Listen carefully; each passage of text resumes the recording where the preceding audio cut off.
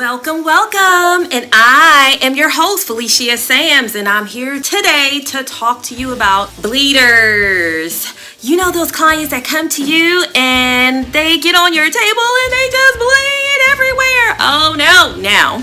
Okay, so I'm going to talk to you about how you can deal with those clients.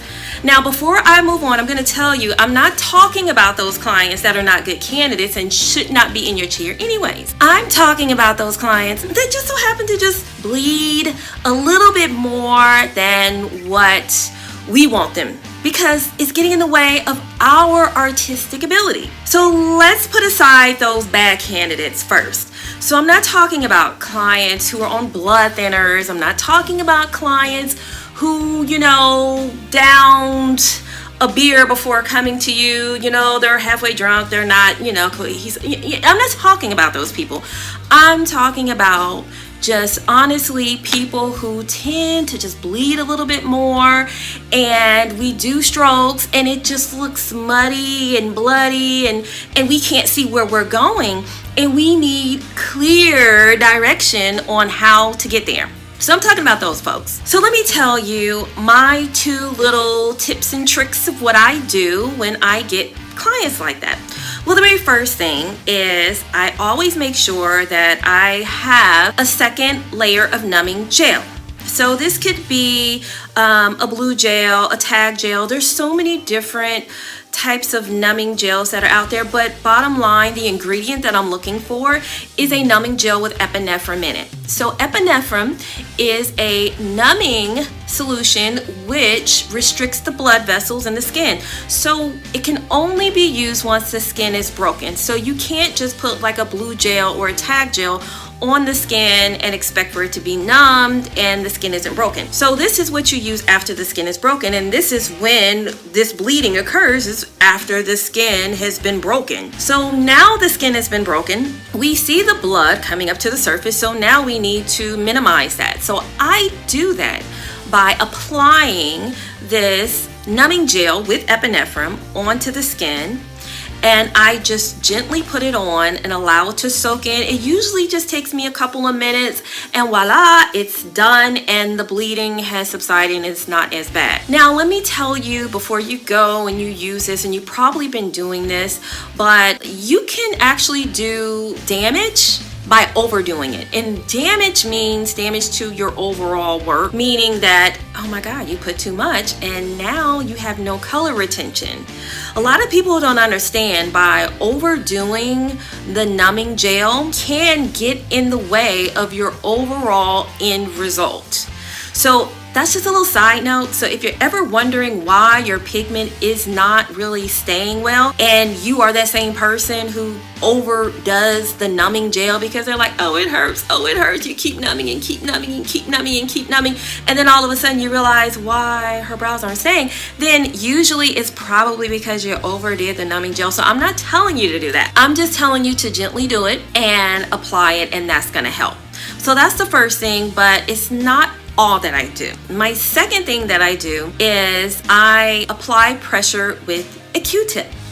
So it's a certain way you have to do it.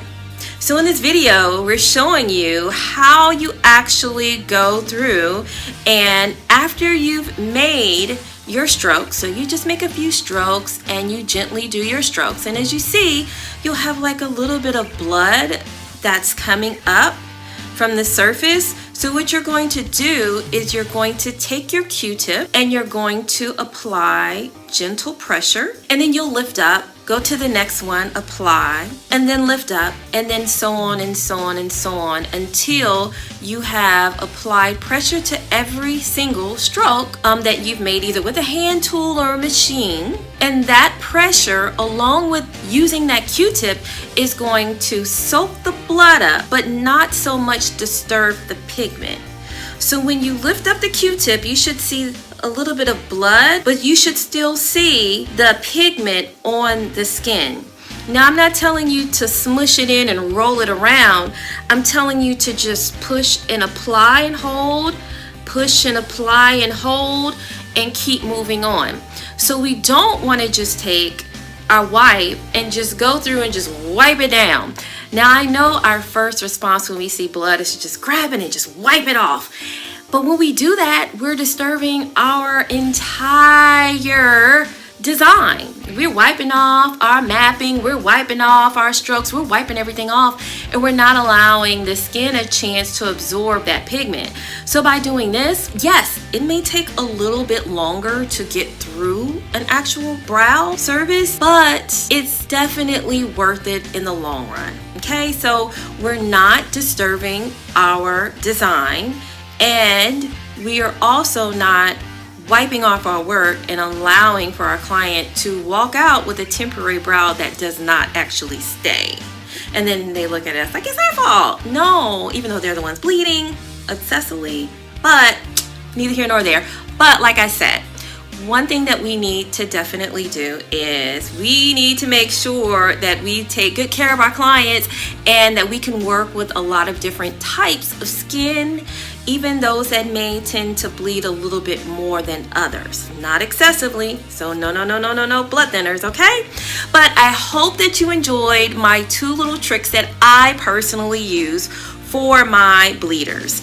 So if you have not, this is the time to click that subscribe button. Join us, subscribe now, so you can be on this and with us for next week. I look forward to seeing you. Bye-bye. I've been approached by many students who have mentioned that they have received poor quality training. As a result, I have developed a microblading refresher course that addresses